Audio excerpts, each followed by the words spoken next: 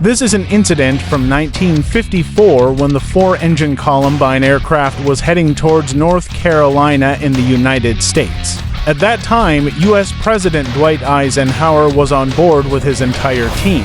Ensuring the aircraft's safe journey to North Carolina and a smooth landing was the top priority of the U.S. Air Force. The air traffic controllers had registered this aircraft's call sign as Airforce 800. However, as the time for landing approached, a problem arose. A commercial plane entered the radar, confusing air traffic controllers because it also had the call sign Flight 8610 and was the same model as the president's aircraft. The air traffic control staff now faced a dilemma. Two aircraft with the same call sign were present in the same airspace, and they were unsure which one actually carried the president. After some confusion, the president's aircraft managed to land safely, but this incident shook the American Air Force as it exposed a major security loophole in presidential travel. From that day onwards, the aircraft carrying the U.S. president was automatically designated as Air Force One. Currently, a modified version of the Boeing 747 is used for transporting the American president. While it appears like a regular commercial plane, it is, in fact, the most advanced and secure Boeing 747 aircraft in the world. Music.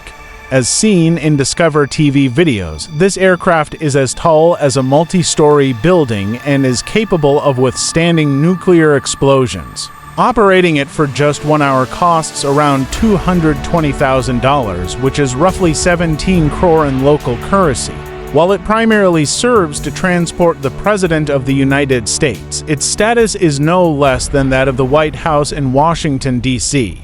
Inside, it houses the President's entire office, personal suite, and all the facilities they use in the White House. The history of Air Force One includes not only an anti-hacking security system, but also anti-missile and anti-nuclear defenses. The official aircraft of the U.S. President is equipped with technologies that are astonishing.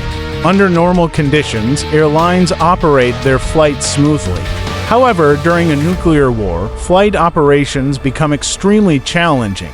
If a nuclear bomb detonates midair, its radiation can severely damage an aircraft flying thousands of feet above the ground.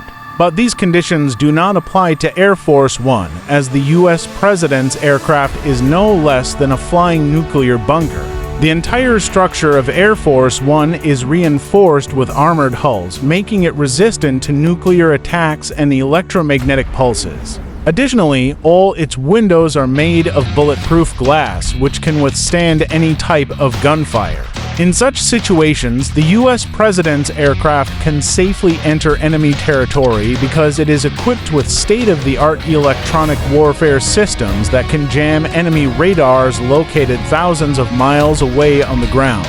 Just as the world's most powerful people face threats, the U.S. president's security risk increases significantly when they travel by air. And like normal commercial aircraft, which rely on third-party companies for various services such as cleaning, luggage handling, and boarding bridges, Air Force One is kept completely isolated from third-party companies. After landing, it has its own staircase that deploys automatically, and its baggage loading system is also independent, managed by the president's own travel staff. When not in use, Air Force One is not parked at a regular airport hangar but is kept under strict security at Andrews Air Force Base near Washington, D.C. A dedicated U.S. Air Force team maintains the aircraft, ensuring it is always ready for immediate takeoff on short notice. When the president is on board, the U.S. Air Force is prepared for any situation, making the president's safety their top priority. Even if it requires extreme measures, if the president falls ill during the flight, diverting to a hospital may not always be an option. That's why Air Force One has a built-in medical compartment that functions like a fully equipped hospital. The onboard pharmacy contains essential medicines, and there is a complete operating theater with surgical lights, electric shock devices for pumps and ventilators. A team of doctors and nurses always travels with the president on Air Force One. A commercial aircraft can typically fly non-stop for about 16 hours before needing refueling. However, Air Force One can remain airborne for several days without landing, thanks to its mid-air refueling capability. If fuel runs low during a flight, A dedicated refueling aircraft awaits in the air. When the president's aircraft approaches, the refueling aircraft adjusts its altitude and speed, extending a nozzle to refuel Air Force One mid-flight. This avoids the need for landing and refueling, which could be a security risk and waste valuable time. As previously mentioned in Discover TV videos, Air Force One is essentially a flying White House. It features a fully functional mobile command center, including 85 telephone lines, high-speed internet, and multiple television screens. These facilities are not just for casual communication, but ensure that if an emergency arises during travel, the president and their team can issue instructions from anywhere in the world. They can also join video conferences and official meetings in real time. Most commercial flights have a limited menu, but Air Force One offers much more. It has the fully equipped kitchens where personal chefs can prepare any dish the president requests. These kitchens are outfitted with stoves, microwaves, refrigerators, and special exhaust systems capable of preparing meals for up to 100 people simultaneously. Some meals are pre-prepared according to the menu, while fresh groceries are arranged before each flight. However, for security reasons, purchasing food from international markets is strictly prohibited. Air Force One also possesses a capability that no other commercial aircraft has. While commercial planes typically cruise at 36,000 feet, Air Force One flies at an altitude of 45,100 feet to enhance security. Unlike commercial airlines, which prioritize fuel efficiency and shortest routes, Air Force One's pilots intentionally keep the aircraft away from other commercial flights, prioritizing safety over efficiency. The U.S. President's aircraft is always accompanied by another plane, Boeing E-4B Nightwatch, also known as the Doomsday Plane. This aircraft remains airborne as long as Air Force One is in flight. If a nuclear war breaks out while the president is on board and the U.S. military's ground communication systems are destroyed, the E-4B takes over as the command center.